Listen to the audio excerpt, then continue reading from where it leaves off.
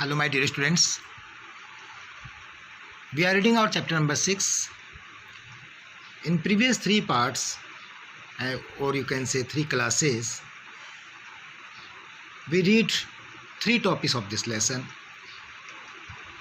One is motor fitness, second is general motor fitness, and in 3rd class we read about measurement of cardiovascular fitness test. Today we will read our last topic, that is Rickley and Jones Senior Citizen Fitness Test. Rickley and Jones Senior Citizen Fitness Test, इसका नाम इसलिए पड़ा है क्योंकि इसको Robert E रिकली और सी जैसी Johns ने मिलकर के 2001 के अंदर इसको बनाया था, इस टेस्ट को। जैसे कि आप सबको पता है कि उम्र बढ़ने के साथ साथ वृद्धावस्था में भी सभी इंसान चाहते हैं कि वो फिट रहें, वो अपना काम बिना रुके कर सकें। उन सब चीज़ों के लिए पहले हमारे पास में कोई टेस्ट नहीं था, कोई माप नहीं था कि किस प्रकार का, जो अगर हम ये उस योग्यता को पार करते हैं, उस टेस्ट को पास करते हैं तो हम फिट हैं या नहीं हैं, क्या कमियां हैं हमारे अंदर। तो उसको अलग अलग, ठीक है, लोअर फ्लेक्सिबिलिटी का, अपर फ्लेक्सिबिलिटी का, सभी टेस्ट को नापने के लिए रिकली एंड जोन्स ने एक टेस्ट बनाया। इस टेस्ट को मैं आपको बता देना चाहता हूँ इसके साथ ही कि इस टेस्ट को फुलट्रेन फंक्शनल टेस्ट भी कहा जाता है, Fullerton functional test of senior citizen. ये टेस्ट में कई बार पूछा गया कि किस टेस्ट को फुलट्रेन फंक्शनल टेस्ट कहा गया है। तो ये जो रिकली एंड जोन्स ने सीनियर सिटीजन फिटनेस टेस्ट बनाया था, इसको फुलट्रेन फंक्शनल टेस्ट का नाम दिया गया है। चलो हम बात करते हैं अभी आगे। Rikli and Jones senior citizen fitness test. Rickley and Jones prepared various physical fitness tests for senior citizens in 2001. Senior citizens cannot do exhaustive workout, however, fitness is very important even in old age. जैसे कि आपको पता है कि senior citizens जो है वो उतना वर्कआउट नहीं कर सकते हैं, लेकिन फिर भी फिटनेस जो है वो बहुत ज़रूरी है ओल्ड एज के अंदर भी। These tests are designed to assess the functional fitness of older adults with the help of simple activities like getting up from a chair, walking, bending, and stretching. These tests are safe, enjoyable, and meet scientific standards of reliability and validity. That is why easy tests prepared for different body parts are given. Senior citizens के लिए रिकली and Johns ने कुछ आसान से test बनाए थे। उन आसान से टेस्टों को करने के लिए, जो कि आप जिनके करने के बाद में ये नापदंड लिया जा सकता है कि हम कितने फिट हैं, या वो इंसान जो इसको कर रहा है वो कितना तंदुरुस्त है, कितना फिट है। जानते हैं उन टेस्टों के बारे में, हम कौन कौन से टेस्ट उन्होंने बनाए थे। तो ध्यान से देखिए और उसके नोट्स आपने बनाने हैं प्रॉपर तरीके से कि क्या कौन से टेस्ट हैं, उनके प्रोसीजर क्या है, इक्विपमेंट क्या चाहिए होती है, और उसके बाद में उसके किस टाइप से होता है और उसके क्या टेबल है, उसके बारे में भी हम बताएंगे आपको। तो इस वीडियो को आप आखिर तक जरूर देखें। पहला है chair stand test for lower body strength. इस टेस्ट का नाम दिया गया है, जिसको लोअर बॉडी की स्ट्रेंथ को नापने के लिए टेस्ट है। लोअर बॉडी से मतलब हमारा बैक से नीचे तक का जो हमारी स्ट्रेंथ है, इसका आप ये कह सकते हो कि the main purpose of this test is to measure the lower body strength, particular the strength of legs which is usually required for various task, है ना। कोई भी काम करने के लिए जो बहुत ज़्यादा उसकी आवश्यकता होती है, जैसे कि आप कहीं सीढ़ियों में चढ़ रहे हो, बाहर गाड़ी से उतर रहे हो, गाड़ी में चढ़ रहे हो, ठीक है, चेयर से अप एंड डाउन होते हो, बैठते हो, उठते हो, इन सब चीज़ों के लिए इसकी आवश्यकता होती है। तो इसका पर्पज़ क्या है? This test assess leg strength and endurance of senior citizens, ठीक है। इसका पर्पज़ जो है वो उसके पाँव की शक्ति को नापना, क्षमता को नापना और उसके धैर्य को नापना है। इक्विपमेंट क्या चाहिए इसके लिए? रिक्वायर्ड अ स्ट्रेट और फोल्डिंग चेयर, एक स्ट्रेट चेयर चाहिए, बिना आर्म्स की, विदाउट आर्म्स चाहिए, जिसकी सीट जो है वो 17 इंचेस होनी चाहिए और 44 सेंटीमीटर उसकी हाइट होनी चाहिए, और उस साथ में उसके एक स्टॉप वॉच चाहिए। अब ठीक है, ये इसके इक्विपमेंट चाहिए थे। अब मैं आपको वैसे बता देता हूँ इसके इंस्ट्रक्शंस क्या हैं। इंस्ट्रक्शंस ये है कि participate should sit in the middle of the chair, जो पार्टिसिपेंट है वो उस चेयर के बीच में बैठना चाहिए। He should keep his hands on his opposite shoulder cross at the breast. उसका जो हाथ है वो उसके चेस्ट पे ऑपोजिट में, आपको एक बार उसकी पिक्चर दिखाता हूँ किस तरह से उसको खड़ा होना बैठना है। इस प्रकार से उनको अपनी ऑपोजिट डायरेक्शन में अपने हाथों को चेस्ट पे रखना है। एक चेयर पे उसको आप ये कह सकते हो फिट जो है should be flat on the floor, ठीक है। जैसे आप इसमें देख रहे हैं कि पहली चीज़ जो है वो चेयर के मिडल में बैठना चाहिए, जैसे आप देख रहे हैं चेयर में बीच में बैठना है। दूसरा जो है वो हाथ जो है क्रॉस में होने चाहिए। और तीसरी चीज़ जो है फिट उसके फ्लैट होने चाहिए।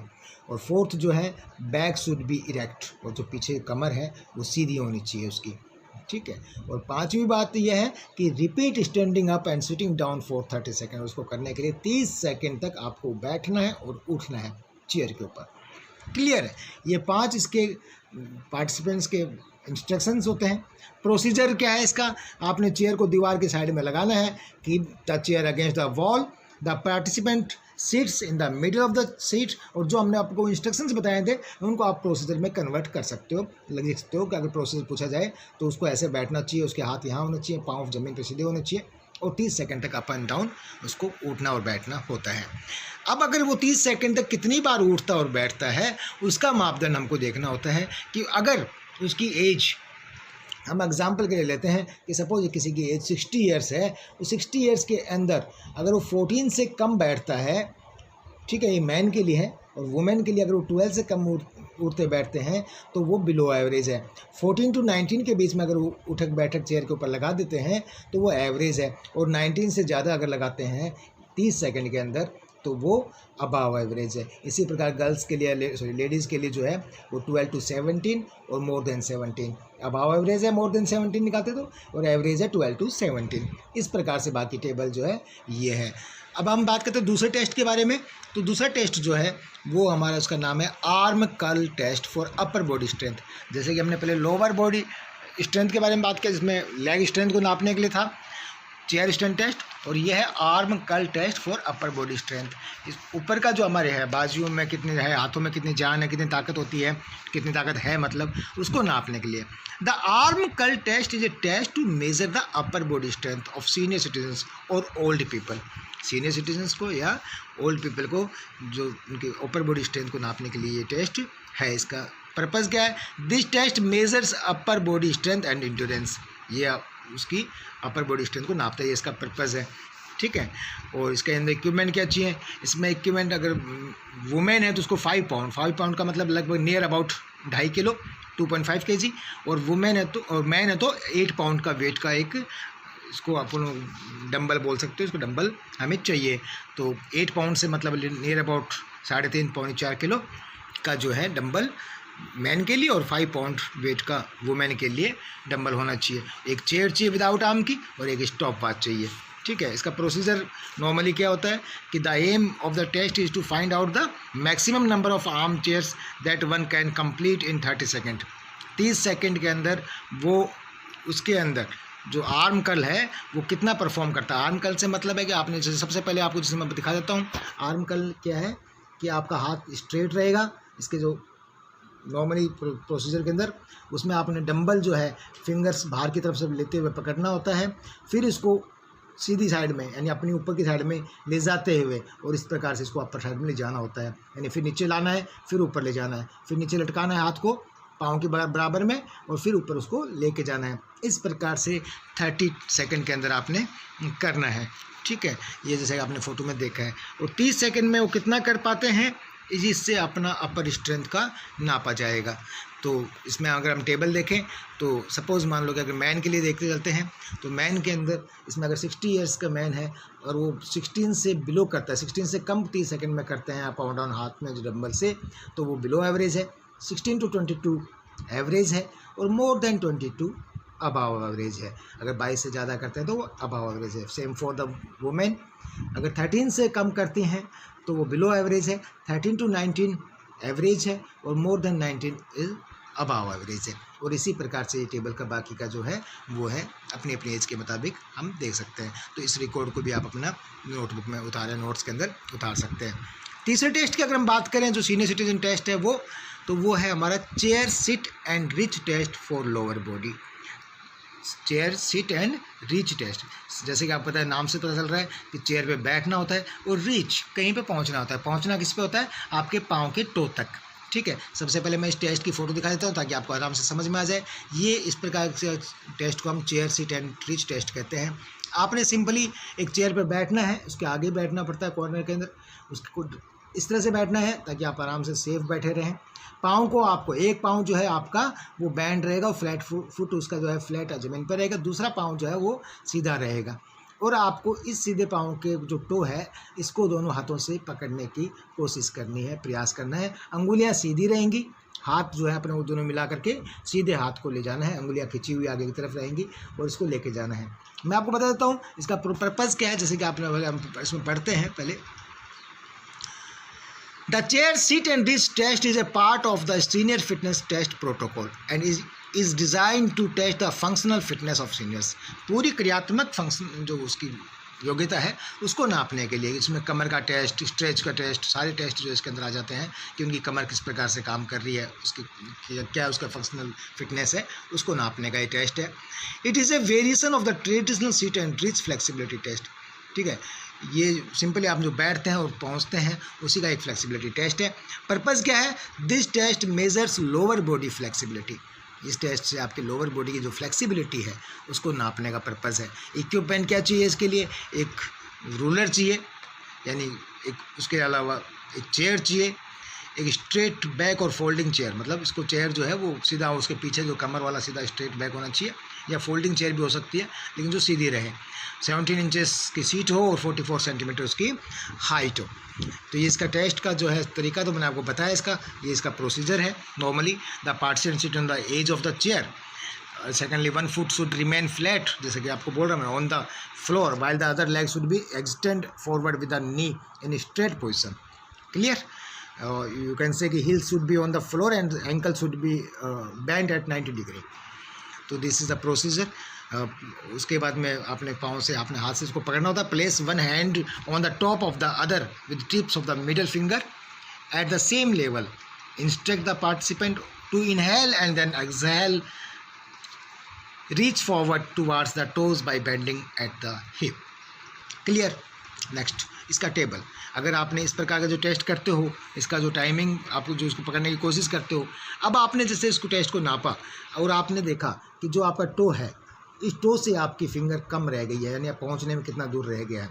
तो जो पहुंचने में दूरी रह गई है उसकी, वो दूरी को नापना है आपने। नापना क्या है इसके अंदर? आपने नापना ये है कि टो से फिंगर का जो टिप है वो कितना डिस्टेंस में रह गया बाकी उसका। अगर उसका डिस्टेंस बाकी रह गया तो वो माइनस में है, नेगेटिव में होगा। अब कितना नेगेटिव में होगा उसके बारे में बात करेंगे। अगर वो हाथ पहुंच जाता है और आगे बाहर निकल जाता है तो कितना आगे तक गया है, तो वो प्लस में रहेगा। ये चीज़ आपने नापनी होती है, वो पॉजिटिव में रहता है। अब नापने वाले का तरीका ये है कि अगर हाफ इंच कम रहता है तो हाफ इंच यानी या 1 सेंटीमीटर कम रहता है तो उसमें एक 1 यानी 1 मार्क्स माइनस में रहेगा, -1। और अगर वो हाफ इंच या करीब 1 सेंटीमीटर टो से आगे निकल जाता है हाथ तो +1 में मार्क्स रहेंगे। तो चलो इस टेबल को देखते हैं कि किस प्रकार का इसका टेबल है। सपोज एक 60 ईयर्स का मैन है, ठीक है, उसने -2.5 रहता है। -2.5 का मतलब क्या हुआ कि लगभग उसका 2.5 इंच जो है, या 2.5 सेंटीमीटर जो है वो टो से उसकी अंगुलियां पीछे रह गई हैं। ठीक है, तो वो बिलो एवरेज है। 2.5 सेंटीमीटर से कम रही है, ठीक है, और 4+4 तक है, +4 तक, यानी हाथ जो है उसके आगे भी चला गया है लेकिन +4 तक चला गया, तो वो एवरेज है। और +4 से यानी आपने उसको टच कर लिया और टच से भी आगे आपका हाथ उस टो से आगे निकल गया है, +4 यानी लगभग 4 सेंटीमीटर से ज़्यादा, तो वो अबाव एवरेज है। ठीक है, इसी प्रकार से वुमेन का भी है और मैन की अदर उम्र उसकी एज के हिसाब से टेबल दी हुई है ये।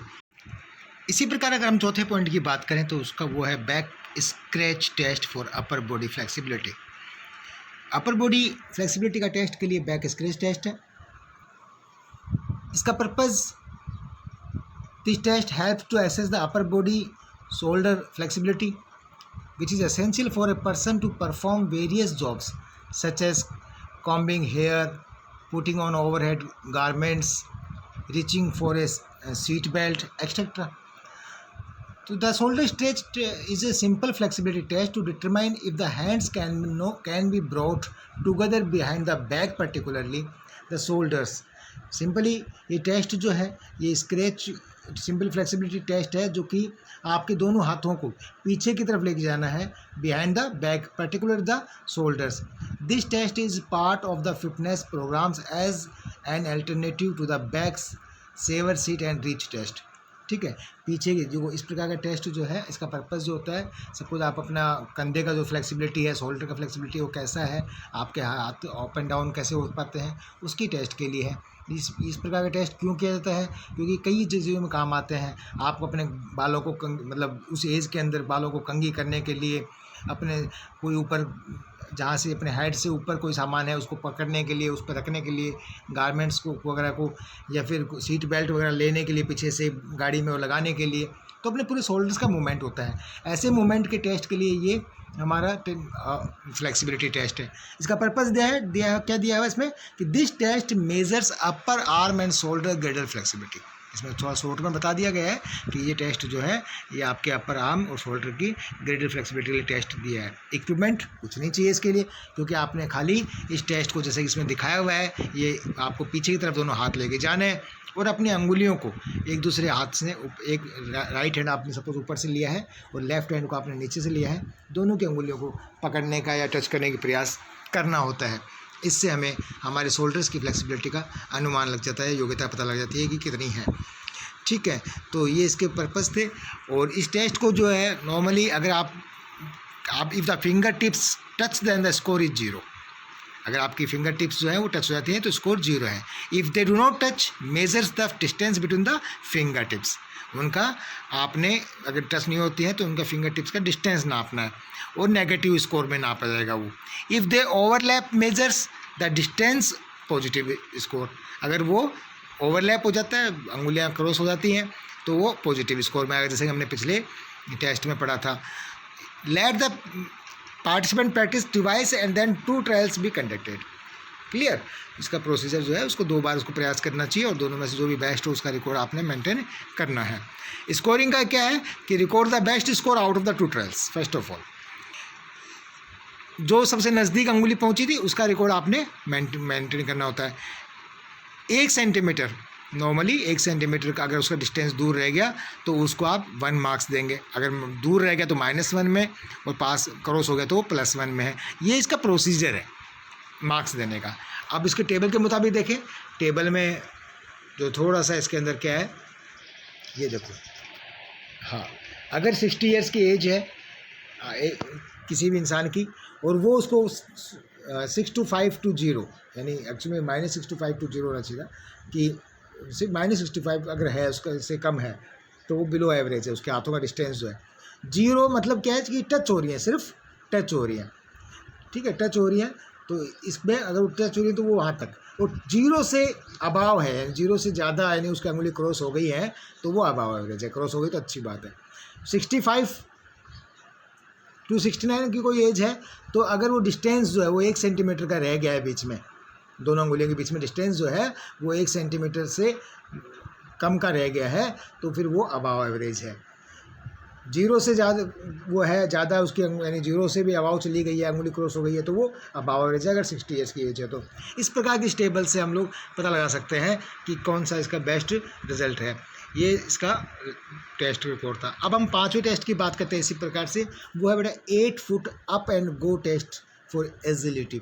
ये आपकी एक इंसान की चुस्ती फुर्ती के लिए नापने का टेस्ट है। इसमें एक चेयर चाहिए होती है इसके अंदर, इसको एक कौन चाहिए होती है रखने के लिए। सबसे पहले हम बात करते हैं कि टेस्ट है क्या चीज़। The 8 foot up and go test is a coordination and agility test for the elderly which is pair of the senior fitness test. इस एगिलिटी टेस्ट के लिए आपने क्या होता है कि आपकी एक इंसान की जैसे बस पकड़ना है किसी को, ठीक है, ये टेस्ट क्यों होता है, इसका पर्पस क्या होता है? This test help to evaluate speed, agility and balance of a person while moving. These are important factors in performing jobs which require quick movements. ठीक है, इस प्रकार का जॉब है, कोई ऐसे प्रकार का काम है जिसमें क्विक मूवमेंट चाहिए, उसका नाप के लिए, उसके योग्यता के लिए ये टेस्ट रखा गया है। जैसे कि आपको such as getting off a bus in a time, to answer the phone, ठीक है, फ़ोन रखा है, दूर रखा है आपका, उसको लाना है, उसको जवाब देना है, अगर आप उस सेकंड 30 सेकंड में नहीं पहुँचे आप वहाँ तक तो वो फ़ोन कट जाता है। तो उससे पहले आप कितना जल्दी आप उस फ़ोन तक पहुंच पाते हो और उसका आंसर दे पाते हो। तो इस ऐसे टेस्ट के मोमेंट के लिए, ऐसी आपकी स्पीड को नापने के लिए ये टेस्ट रखा गया है 8 foot up and go test for agility. Purpose क्या है इसके अंदर, इसमें जो लिखा हुआ है, this test measures speed, agility and balance while moving. आपका बैलेंस कैसा है, आपकी चुस्ती फुर्ती कैसी है और आपकी स्पीड कितनी है, उसको नापने का इसका पर्पज़ है। इक्विपमेंट क्या चाहिए इसमें, एक स्टॉप वॉच चाहिए आपकी डिस्टेंस और टाइम नापने के लिए, स्ट्रेट बैक और फोल्डिंग चेयर, एक चेयर चाहिए आपकी, और उसमें एक कौन चाहिए जहाँ पे एक 8 फीट की दूरी पे, चेयर से 8 फीट की दूरी पे उसको रखा जाए मार्क करने के लिए, कौन मार्कर, और मेजरिंग टेप नापने के लिए, एरिया क्लियर ऑफ ऑब्स्टिकल्स, जो एरिया है वो साफ़ हो, उसमें कोई ऑब्स्टिकल ना हो। ये इक्विपमेंट हमें चाहिए होते हैं इसके लिए।